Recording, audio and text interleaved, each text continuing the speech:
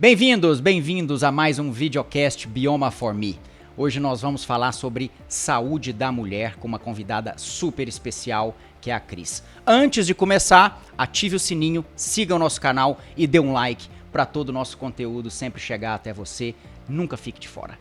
Venham comigo. Hoje nós vamos falar com a doutora Cristiane Nimir, uma expert na área de câncer de mama e saúde da mulher.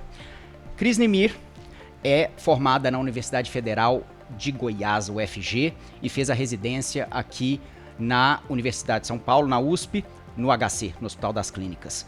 Seja muito bem-vinda e muito obrigado por aceitar o meu convite. Obrigado por estar aqui.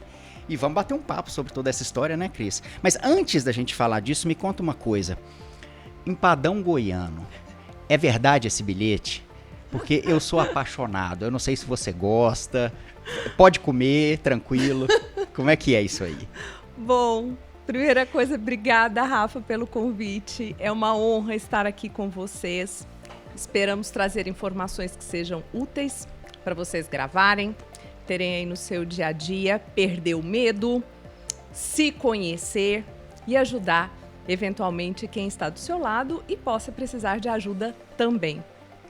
O empadão goiano é verdade. É verdade, é verdade. Eu verdade. sofro quando eu fico sem. É verdade. O empadão goiano é uma iguaria que quem não conhece deveria experimentar. A pamonha goiana também. É, porque, né? Infelizmente, a pamonha de São Paulo não vai muito, não. Abre concorrência com a mineira, mas como é mais ou menos a mesma coisa, vai bem. Passa bem. Ô, Cris, mas vamos começar falando de um assunto que a gente coloca num pedestal como mito, tudo que é o câncer de mama, mas aqui a gente podia democratizar esse negócio para ficar acessível, para as pessoas poderem entender. Tem tanta informação sobre câncer de mama o tempo inteiro que às vezes as pessoas até ficam desinformadas. Então, vamos falar aqui o papo reto do que é que a mulher precisa saber, não só a mulher, porque tem câncer de mama masculino, Sim, né? Que depois exatamente. eu vou te perguntar. Agora, o câncer de mama em si, ele é uma doença, é uma única coisa, o câncer de mama, ou é uma doença heterogênea com várias facetas? Como é que é essa história? Bom, primeira coisa, essa pergunta é extremamente importante, porque existe mesmo essa ideia, quando falamos em câncer de mama, que câncer de mama é uma doença única, como se existisse um tipo só. E não existem. Não existe um tipo só. Na verdade, a OMS hoje reconhece mais de 20 tipos diferentes de câncer de mama. Nós acabamos englobando todos, né, na classificação câncer de mama por uma característica das células, que são as células epiteliais, que são aquelas células que revestem os ductos que dão a secreção mamária, né, o leite principalmente. Uhum. Então, é um câncer que surge dessas células. Então, o câncer de mama surge lá onde produz o leite. Exatamente. Ele vai surgir lá naquelas células. E elas crescem de maneiras diferentes e elas são estimuladas ou a sua formação tem diferentes origens. E por isso, então, nós reconhecemos mais de 20 tipos. Alguns deles são semelhantes e têm tratamentos mais ou menos parecidos. São divididos em alguns grupos e esses grupos, então, podem ter tratamentos mais parecidos ou diferentes. Então, não se assuste se você, por exemplo, eventualmente ouviu que uma pessoa recebeu a quimioterapia, a outra não recebeu, uma operou primeiro, a outra fez a quimioterapia antes de operar. Então, tudo isso, na verdade, existe, sim, e tem vários fatores que nós levamos em consideração para esse tratamento, para as diferenças no tratamento. Entendi. Então, os tratamentos são diferentes, porém, a parte nossa de prevenção, os cuidados, tendem a ser parecidos, não tendem para os tipos de câncer de mama.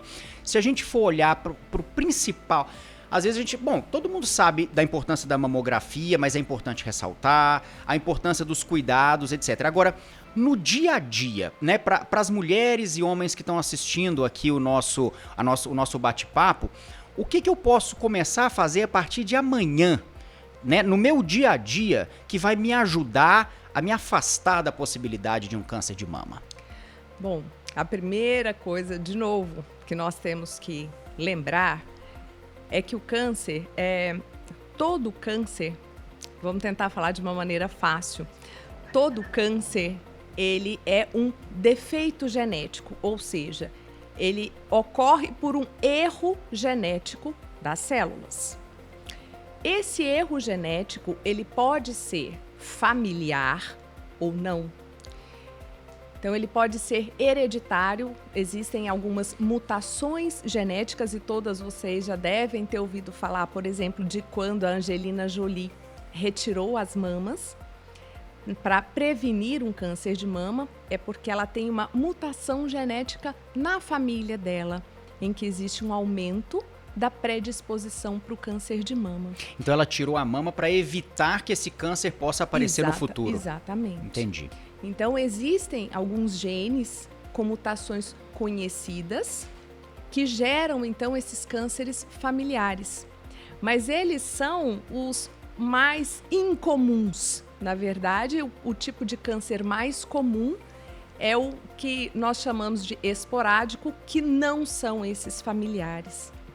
Essas alterações genéticas, esses errinhos genéticos que eventualmente acontecem na célula, eles são provocados por inúmeros fatores do nosso dia a dia e, infelizmente, ligados aí muitas vezes ao estilo de vida da mulher moderna. Esse é o ponto interessante. Você acha que, então, o câncer de mama tem a ver, o aumento do número de casos? A gente estava falando agora há pouco sobre incidência, nós temos mais de 20 mil novos casos de câncer de mama por ano no Brasil. Então, esse aumento, essa curva crescente do número de novos casos, tem a ver com o estilo de vida da população moderna? Totalmente, totalmente. Nós temos que pensar que antes o câncer de mama ele era inclusive mais comum em pacientes mais idosas, porque com o envelhecimento nossas células vão perdendo ali alguns mecanismos de defesa, alguma coisa ali não vai funcionando muito bem. E hoje não. Hoje nós temos essa incidência diminuindo em relação à idade de mulheres e homens também, associado ao estilo de vida da mulher moderna. E o que a gente está fazendo de errado, Cris? Onde nós erramos nessa história? O que engloba, né? E o que engloba? Bom, um dos fatores de risco mais importantes que nós temos hoje é a obesidade. E a obesidade está ligada ao câncer de mama, basicamente, em 2 momentos. A obesidade, o aumento do tecido adiposo, ele aumenta muito a produção de estrogênio. Todas nós sabemos que os nossos ovários são os nossos grandes produtores dos hormônios femininos, e dentre eles o estrogênio é o mais importante nessa história. Mas além disso, então esse tecido adiposo que nós temos, o aumento do tecido adiposo aumenta também a produção de estrogênio. E o estrogênio é um risco, então? Então, quanto maior a exposição, quanto mais estrogênio, quanto maior a exposição da mulher ao estrogênio, maior a chance de ter câncer de mama? Exatamente, exatamente. A grande maioria dos cânceres de mama, lembra que lá atrás eu falei que existem vários tipos diferentes. Uhum. Alguns deles não estão relacionados ao estrogênio, mas a grande maioria deles está. Entendi. E quando, então, relacionado ao estrogênio, esse aumento da produção de estrogênio, deixando essas células muito mais expostas a esse hormônio, que as faz crescer e proliferar muito mais do que deveria, é um gatilho para a formação do câncer. Além disso, nós temos o aumento do consumo de álcool, por exemplo, que acaba também interferindo no metabolismo dos nossos hormônios femininos. O estilo de vida moderno da mulher, dessa vida corrida, extremamente estressante. Então, tudo aquilo que provavelmente todos vocês já ouviram falar de envelhecimento celular, que nós falamos muito do envelhecimento celular da pele, Sim. de cremes que contêm antioxidantes. Isso não é mentira, isso é verdade. As células, com o envelhecimento, elas vão oxidando. E essa oxidação faz as células envelhecerem e perderem os seus mecanismos de defesa. Aquela história da produção de radicais livres, Exatamente. toda essa história. Isso não é só da pele. Então, o estresse que a gente leva do dia a dia, tudo isso leva ao envelhecimento nosso e das células nossas, que são a mesma coisa, né?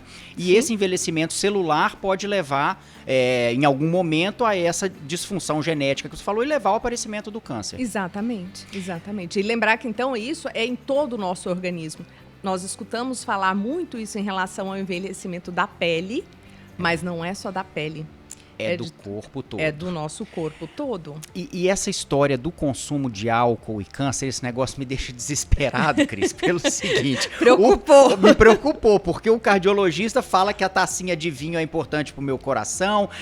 A gente sabe que na microbiota, daqui a pouco nós vamos falar disso, o álcool tem um papel importante, assim, um depletor. E aí, na história do câncer, também tem um papel negativo. Eu já não sei mais o que pensar, eu só sei o que eu penso da minha tacinha de vinho no fim do dia. O que você acha dessa coisa da quantidade e da qualidade? Tem alguma definição? A tacinha de vinho no final do dia, ela é essencial. Inclusive, você falou que o estresse... Exatamente, para nossa felicidade. É. Mas outra coisa extremamente importante que precisamos saber é que todos esses fatores que eu relacionei, e existem alguns outros também, como a maternidade tardia, porque a amamentação é um fator extremamente protetor do câncer de mama, mas geralmente tem que ser uma maternidade com essa mulher mais jovem. Hoje as mulheres têm filhos muito mais tarde e aí essa amamentação ela já perde um pouco desse fator protetor. Temos uma gama de mulheres que decidem não ter filhos. Então, de repente, você pode virar para mim e falar, então quer dizer que eu tenho que ter filho para me proteger do câncer de mama? Não, não é isso. Até porque são todos esses fatores agindo juntos. Por isso que nós falamos no estilo de vida da mulher moderna. Porque não é um fator desse só que é capaz de gerar o câncer, mas a junção de todos eles. E a tacinha de vinho, nós acreditamos muito em equilíbrio. Isso. Então, uma coisa é tomar a sua tacinha à noite, de maneira moderada. A outra coisa é o abuso do álcool.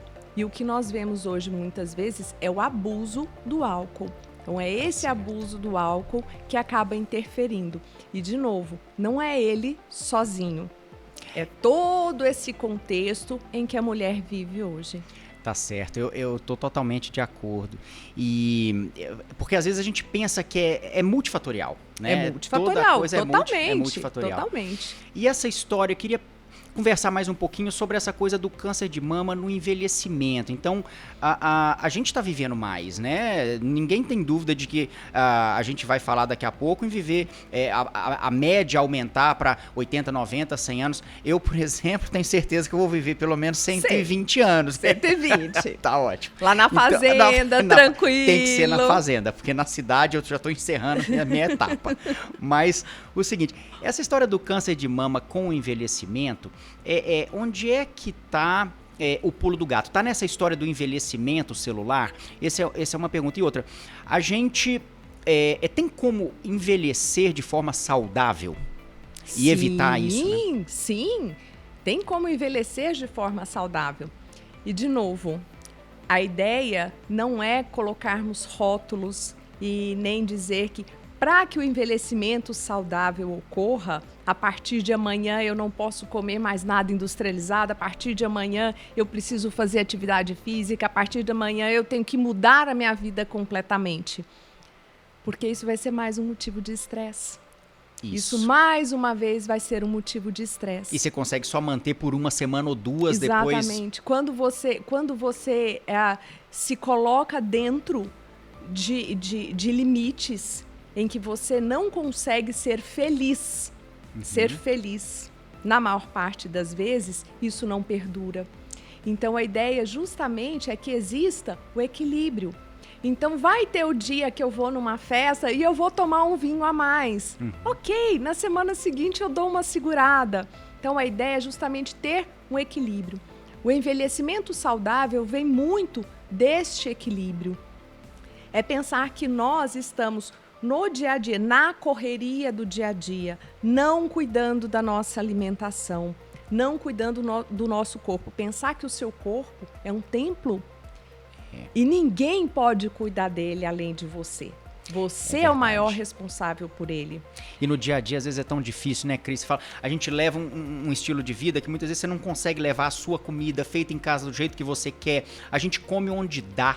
A gente come onde é possível. Quando come. Então, esse é um problema. E na microbiota intestinal interfere diretamente a alimentação. Claro. E a microbiota intestinal, como a gente sabe, é super protetora com relação, por exemplo, a doenças como o câncer. E o câncer de mama, especificamente, a gente sabe que a microbiota intestinal, ela ajuda no combate à obesidade, ela ajuda na perda de peso. Quando você modula a microbiota intestinal de maneira correta, você ajuda a paciente a perder peso. E ajudando a perder peso, a gente já sabe que a obesidade é um fator de risco importante para o câncer de mama e outros cânceres também. Então, você já ajuda nesse sentido. E na alimentação sem balanço nenhum, né, desbalanceada, comendo o que quer, o que der, quando dá, imagino que a gente não vai encontrar naquela microbiota, né? Então, eu acho que todo esse lance do estresse, da alimentação desregrada, realmente é fatal, né? Você que está em casa, pare e preste atenção só um minutinho em uma coisa. Quando nós falamos em desregular a alimentação ou tentar regular a microbiota, quando falamos em obesidade, é claro que a obesidade, na maior parte das vezes, está diretamente ligada à alimentação. É o fator mais importante. Mas o estresse, puramente só o estresse, com o desbalanceamento dos nossos hormônios do nosso corpo, consegue levar o nosso corpo ao estado da obesidade. Olha. Muitas vezes não relacionado só à alimentação, o próprio estresse. Quando eu tenho a obesidade instalada, e todos vocês devem ter ouvido muito isso, inclusive durante a época da Covid, em que a doença era muito pior em pacientes obesos, justamente porque o obeso, ele tem o seu corpo num estado inflamatório. É como se o corpo estivesse vivendo num estado inflamatório. O seu corpo vivendo num estado inflamatório, o meu sistema imune, ele está lá preocupado em cuidar daquele estado inflamatório. E ele acaba esquecendo um pouco as outras funções. Por exemplo, proteger as nossas células da oxidação, daqueles errinhos genéticos que podem acontecer, porque ele está preocupado em fazer outra coisa. Então, aquele errinho que aconteceu, ele acaba passando. Eventualmente, ele acaba passando. Porque o nosso sistema imune está com outro foco. Outro foco. E quando nós falamos em sistema imune, um dos principais reguladores do nosso sistema imune é a nossa microbiota. E a microbiota intestinal, porque é a maior que nós temos. Uhum. Eles são os grandes reguladores do funcionamento do nosso intestino e do nosso organismo. Sim. E, por consequência, do nosso sistema imune. Então, cuidar da nossa microbiota de maneira saudável, de maneira consciente, é extremamente necessário para que consigamos chegar no envelhecimento saudável. Sim. Então, pensar, de novo, não é colocar uma doutrina do dia para a noite e agora eu tenho que mudar completamente o meu estilo de vida.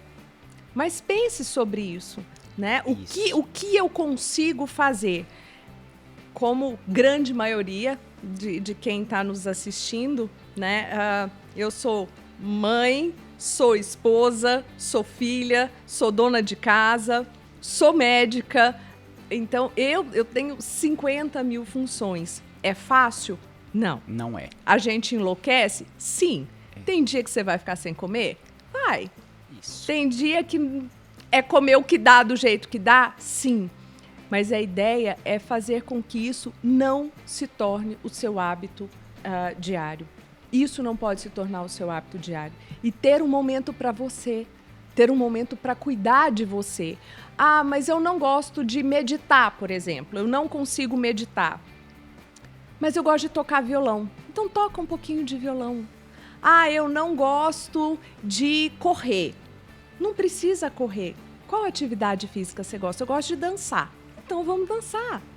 Então vamos arrumar alguma coisa. Pense nisso, é encontrar algo. O primeiro passo é encontrar alguma coisa que você goste de fazer. Exatamente. Porque o que você gosta de fazer, você trabalha o seu corpo e você alivia a sua mente. Exato. E a atividade física, além dela ajudar no emagrecimento, ajudar no condicionamento físico, diminuir a sarcopenia, né, que é a perda de massa magra com o envelhecimento, ela ainda te alivia, te descomprime, né? E você consegue avançar. Gente, a Cris, essa história dela ser mãe, não é uma mãe qualquer, não. É mãe de 2 atletas. Uma de 15 anos, que é goleira de polo aquático do Pinheiros, Popstar. E a mais novinha, que é a Bibi, foi eleita atleta do time de vôlei. Pensem bem, não é brincadeira, não. A Bibi tem quantos? Tem 12. 12. Tem 12 anos. Bom, então isso aí não é vida pra qualquer um. Não é vida pra qualquer um. É a vida de cada um de nós, né? Todos têm os seus desafios, mas a gente precisa tentar encontrar uma forma de dançar essa dança do dia a dia, que não é brincadeira, né? E voltando nessa história da imunidade, Cris, tem uma coisa importante que eu queria fazer uma ligação, que é o seguinte: a gente sabe que, bom, a obesidade pode ajudar a ter um desbalanço do sistema imune, e esse sistema imune desbalanceado perde o foco da vigília ali do aparecimento do câncer, por exemplo, ou da própria progressão do câncer. Esse sistema imune está meio desligado, e isso é um fator importante que pode ajudar no aparecimento ou na progressão do câncer. Agora, tem um tratamento não só para o câncer de mama, para melanoma, para câncer de pulmão, para outros cânceres, que é justamente um tratamento, a imunoterapia, um tratamento imunológico, né? Como que funciona a história? O meu sistema imune está ali trabalhando, mas não está trabalhando direito, e o tratamento é imune. Como é que é isso? Eu queria tentar entender essa ligação. Lembrando de novo, então, que nós falamos lá no começo, os cânceres de mama são mais de 20 tipos diferentes, né? Hoje reconhecidos pela OMS. Dentre eles, existem alguns dentro de uma subclasse específica que nós sabemos da importância do sistema imune no seu desenvolvimento. Quando isso acontece, então, para aquela classe específica de câncer de mama, existem hoje, então, os medicamentos que são os imunoterápicos, que muitos já devem ter ouvido falar, inclusive. E esses imunoterápicos, eles agem de maneira como se eles estivessem ensinando o nosso sistema imune a brigar contra a doença. Porque tem um lance do tumor driblar o sistema imune, tipo ludibriar, mentir, chegar lá e enganar, falar, sou estranho, mas trabalha a meu favor. Tem uma história dessa, não tem? Eu vou fazer uma analogia que Pode fazer. Que às vezes é ruim, mas é verdade. A célula do câncer é como se ela fosse muito inteligente. Ela é extremamente inteligente. Então, quando ela consegue dar aquela ludibriada inicial no sistema imune, e ela consegue passar por ele e começar a crescer, ela vira para ele e fala assim: tá vendo? Eu é que sou o cara legal. Então, você não pode trabalhar contra mim.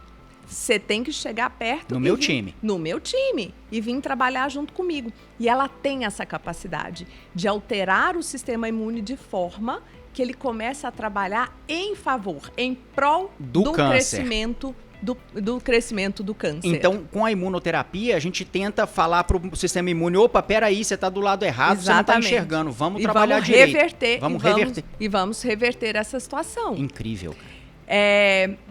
De novo, não é que o nosso sistema imunológico é o responsável, como você já bem colocou, pela formação do câncer, mas dentro daquele contexto em que eu tenho vários fatores agindo juntos, numa conjunção, todos estão agindo juntos ali pelo mesmo lugar, o nosso sistema imune, então, perde a capacidade de ficar em vigília e deixa alguma coisa escapulir. E aí, quando alguma coisa dá essa escapulida, ele precisa voltar a funcionar de maneira adequada. Então, o sucesso hoje da imunoterapia é muito grande, especialmente em melanoma, câncer de pulmão. Nós já temos pesquisas extremamente avançadas. No câncer de mama também já temos o uso da imunoterapia, ainda não tão em larga escala quanto melanoma e pulmão, mas já temos bastante. Sim, já temos muito sucesso. Não é 100% dos pacientes que responde à imunoterapia, né, Cris? Nem no câncer de mama, nem de melanoma, nem pulmão, nem outras imunoterapias. A gente já sabe disso. Agora, tem alguns papers publicados em 2019 e 2020, respectivamente, um da Science e outro da Nature. São revistas muito importantes internacionais.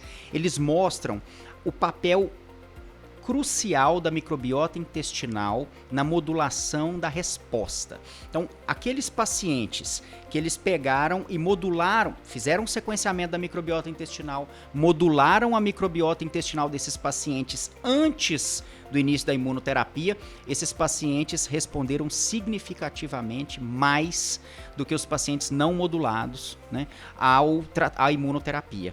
Tem algumas bactérias específicas com os nomes cabulosos, Akkermansia mucinifila, Fecalibacterium. Eu tenho vontade de saber quem é que dá esses nomes, porque não é possível, eu não sei como gente, eles inventam esses nomes. né? Eu acho que a pessoa que descobriu Meu não estava inspirada. Poxa, fala alguma coisa que a gente consegue falar, né? Exatamente, não, são nomes. Mas, cara, é demais, porque alguns pacientes, que eles pegaram os pacientes antes de iniciar a terapia, observaram a microbiota desses pacientes, modularam, melhoraram essa microbiota, e aqueles que passaram por esse processo de melhora da microbiota, de modulação, que a gente chama, responderam muito melhor à imunoterapia. Então você vê, a microbiota intestinal está diretamente relacionada com a atividade imunológica do nosso corpo, com a imunologia em geral, né? Pasme, posso te contar um negócio? Pode. Não é só a imunoterapia. A melhora da microbiota, do ambiente intestinal, seja dos pacientes, seja através de modulação, seja através de alimentação adequada, muitas pacientes respondem muito melhor à quimioterapia. Com certeza. A quimioterapia não é só imunoterapia, não. Você está falando, eu tô lembrando de um artigo, tô lembrando de um artigo de pacientes com câncer de ovário que passaram pela quimioterapia, se não me engano era carboplatina e paclitaxel. Era o medicamento usado na quimioterapia, e essas pacientes, as que tiveram modulação de microbiota intestinal, passaram muito melhor na quimioterapia porque não tiveram efeitos adversos, então elas estavam clinicamente bem, não tiveram diarreia, diminuíram os vômitos, diminuíram uma série de efeitos colaterais, não tiveram caquexia, né? Então são pacientes que vão muito bem e ajudam na resposta da quimioterapia também. Impressionante. E não só elas ficam melhor, né? Elas conseguem passar melhor pelo tratamento, como a resposta é mais duradoura. Ah, isso eu não sabia. A resposta acaba sendo mais efetiva. Para tratamento do câncer hoje, a ciência anda e caminha, e hoje ela caminha muito rápido, né? Nós temos mudanças e evolução todos os dias. Então, por exemplo, com o câncer de mama, que antes tratávamos todos os cânceres de mama de maneira igual, então hoje é isso. Sabemos reconhecer que existem tipos diferentes, sabemos que esses tipos diferentes, eles são formados por vias diferentes. Sabemos que essas vias diferentes também sofrem a influência do meio ambiente de maneira diferente. Então eu preciso conhecer as vias de formação, o que nós chamamos dentro da célula de vias de sinalização, para que eu consiga determinar tratamento adequado. Então, hoje nós falamos em medicina de precisão, que é o tratamento do indivíduo especificamente. Então, apesar de eu ter um guia e de conhecermos e sabermos, olha, aquele tipo de câncer A, ele é formado dessa forma, ele cresce dessa forma e eu preciso tratá-lo com os medicamentos B, C e D. Apesar de eu conhecer esse caminho, cada indivíduo é diferente, cada organismo é diferente. Então, da mesma maneira como eu, por exemplo, tomo dipirona e vai funcionar para minha dor de cabeça, você vai tomar e não vai funcionar para a sua dor de cabeça. E você pensa, mas é a dor de cabeça.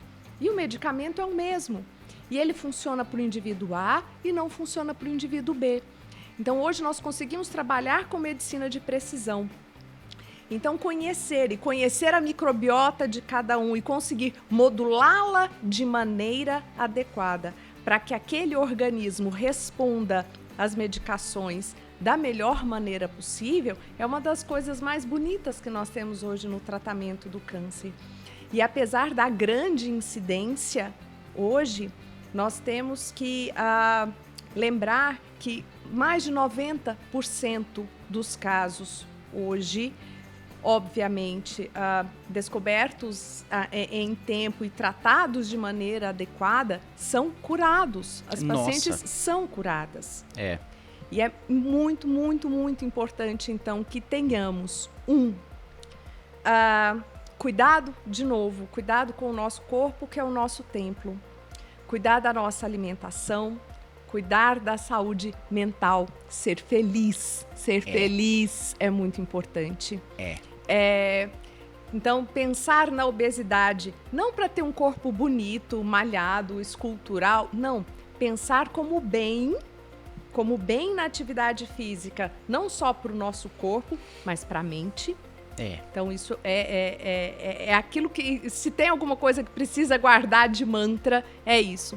E cuidar da alimentação, cuidar do nosso intestino, porque ele está mandando no destino do nosso sistema imunológico. Cara, excelente. Eu acho que eu não tem mais nada que eu possa discutir aqui que faça um fechamento como esse que você fez, porque quando a gente fala do pragmatismo, né, não posso beber álcool, tenho que emagrecer, tenho que fazer 7 dias por semana, 24 horas de atividade física. Não é isso. Não. Nós estamos falando de tentar equilibrar todas essas coisas para fazer algo que você possa ser feliz, que você possa aderir, né? Porque tem o mecanismo genético que desse a gente não consegue escapar, né? Exatamente. Inclusive tem até diferenças raciais, né? No Brasil, isso eu queria até te perguntar. No Brasil, ainda bem, nós temos uma diversidade de cor de pele maravilhosa, né? A gente não sabe muito bem quem é branco, quem é preto, ainda bem. Agora, a gente sabe que do ponto de vista do câncer de mama, mulheres pretas têm mais propensão ou não? Ou é um câncer mais agressivo ou não? Ou isso já foi desmistificado? Como é que é essa história? Não, existe uma prevalência dentre todos aqueles tipos diferentes. Se formos pensar em mais agressivos e menos agressivos, as mulheres negras, não que elas tenham uma propensão maior a ter câncer de mama, mas quando o têm, geralmente são mais agressivos, eles são de um tipo mais agressivo. Que interessante. Apesar de termos mesmo essa miscigenação, as mulheres negras, elas têm uma propensão maior a tumores de mais alto grau. E mais jovens também, ou não necessariamente? Não necessariamente. Não necessariamente. Mas eles são de um tipo mais agressivo. Mas hoje também, mesmo os tipos mais agressivos, a quimioterapia, os quimioterápicos em conjunto com a imunoterapia e os quimioterápicos, além das drogas-alvo que nós falamos, se vocês lembrarem daquela hora que eu falei das vias de sinalização, que são aqueles caminhos dentro da célula que fazem o tumor crescer, hoje nós temos uma gama imensa de terapias-alvo, que são drogas que agem especificamente nessas vias de sinalização específica quando eu as conheço. Então, estudar o tumor, entender de onde ele vem, qual é o seu tipo, classificá-lo de maneira adequada. Tem uma grande amiga minha, a doutora Fabiana Macdice, do AC Camargo. A Fabi adora falar que câncer de mama tem nome e sobrenome, tem RG, tem CPF, então você precisa conhecer. E a partir do momento que você conhece, mesmo os subtipos mais agressivos, hoje respondem, graças a Deus, muito bem aos tratamentos que nós temos. Que ótimo. Então a gente está hoje dando nome e sobrenome para tumor de mama, para outros tumores, para microbiota, que cada um tem a sua, que a gente olha especificamente para aquele paciente, trata de uma maneira absolutamente exclusiva. Cada paciente tem o seu tratamento da microbiota. Isso é muito importante ficar de mensagem. Cada um tem o seu. E o seu organismo, ele funciona no seu equilíbrio. Isso. Então não dá para pensar que o meu tem que ser igual ao do Rafa, o do José, da Maria, do João. Não. É por isso que as respostas a todas essas terapias têm aumentado tanto. Né? Se hoje a gente cura mais de 90%, quando a gente tratava tudo num balaio só, não curava 10% provavelmente, era sentença de morte. E é isso há muito pouco tempo atrás. A gente lembra quando a gente era criança, não podia nem falar a palavra, né? Câncer, né? A gente nunca imaginava que ia estudar isso. Então hoje a gente consegue resolver, curar a maior parte dos casos diagnosticados e tudo isso por causa da terapia-alvo, das terapias, do combo terapêutico, né? Porque não é só uma coisa, a quimioterapia, a imunoterapia, é a modulação da microbiota intestinal antes do início da terapia, para que todo aquele combo funcione de forma específica para aquele RG, como você disse, para aquele CPF. Para aquele CPF. Fabuloso. E assim, de recados... Era o que eu queria, porque a gente vai ter que caminhar para o nosso fim da nossa conversa, porém, queria saber a sua indicação para o resto do ano, que o ano que vem nós vamos ter mais uma. Primeira coisa, mulheres e homens. Vamos só falar rapidinho de câncer de homens que nós não falamos, depois eu vou pro final. Isso. Câncer de mama em homem. Né? Existe sempre aquela ideia que homem não tem mama, mas tem o brotinho mamário, que é aquilo que dá origem à mama desenvolvida na mulher. Os homens também têm. E muitas vezes o câncer de mama ele aparecia mais justamente nessas famílias que têm essas alterações genéticas que são hereditárias. Mas não só o aumento da obesidade, também em homens, que faz com que o aumento de produção hormonal neste homem também aconteça. Então, a obesidade também influencia no câncer de mama masculino, como hoje o uso indiscriminado de muitos hormônios. Anabolizantes, etc. Os anabolizantes, por exemplo, que é mais comum, né, o uso em homens, não que as mulheres não utilizem, mas é mais comum você ver em homens, que dão aí vários tipos de câncer de testículo, de fígado, mas também de mama.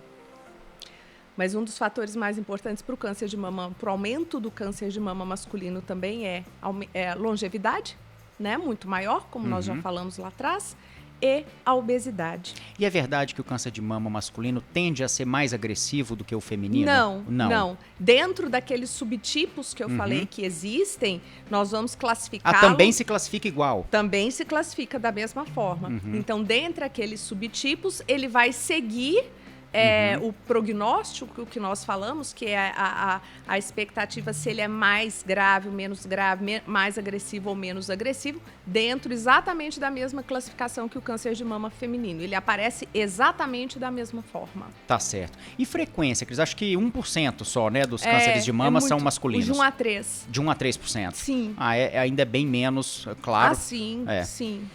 Tá certo. Então vamos para as mensagens finais. Please. Cuidem-se. A primeira coisa que toda mulher precisa fazer, como todo homem, é se conhecer. É conhecer o seu corpo. Sabe aquela coisa que você tem? Nossa, essa manchinha não estava aqui, apareceu. Com a mama é a mesma coisa. Então, ao menor sinal, quando você nota que alguma coisa saiu errado, que alguma coisa não estava ali e apareceu, não tenha medo. A ideia é não ter medo, porque quanto mais cedo você procurar saber o que aquilo significa, maior é a chance de dar tudo certo.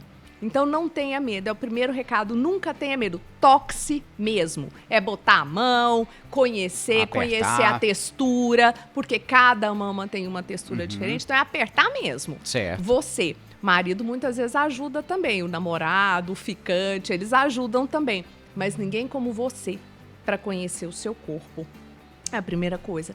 Lembrar de se fazer os exames todos os anos, mamografia e ultrassom, de acordo com a orientação do seu médico, especialmente a partir dos 40 anos.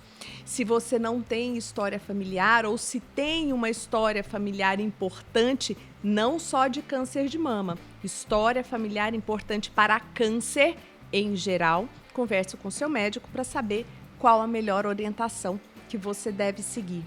Além disso, então, cuidar do seu corpo, de novo, como? Com equilíbrio.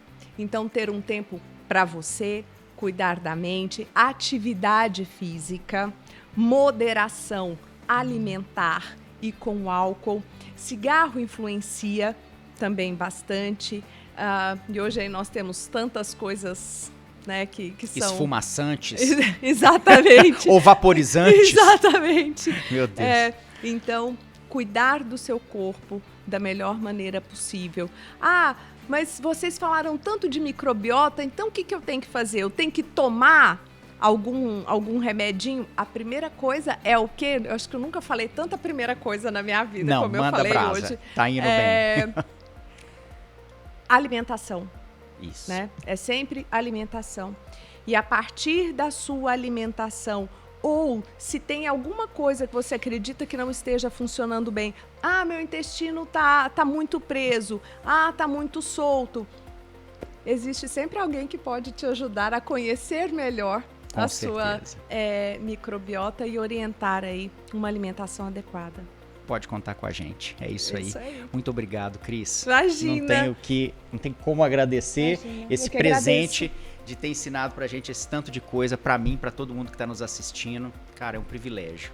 Que bom saber que as mulheres podem contar com você, né? Podem saber que existem profissionais como você, como tantas outras que, assim como você, estão nessa luta pelo conhecimento, por divulgar isso, né? Passar isso para todo mundo, porque o conhecimento ele tá ficando cada vez mais democrático, mas quanto mais democrático, tem muita coisa que às vezes está contaminando esse conhecimento. A gente precisa de conhecimento sério, né, na internet, que é isso que você veio passar aqui pra gente. Muito obrigado. Nossa, eu que agradeço, gente. Tá bom? Obrigada, até a próxima.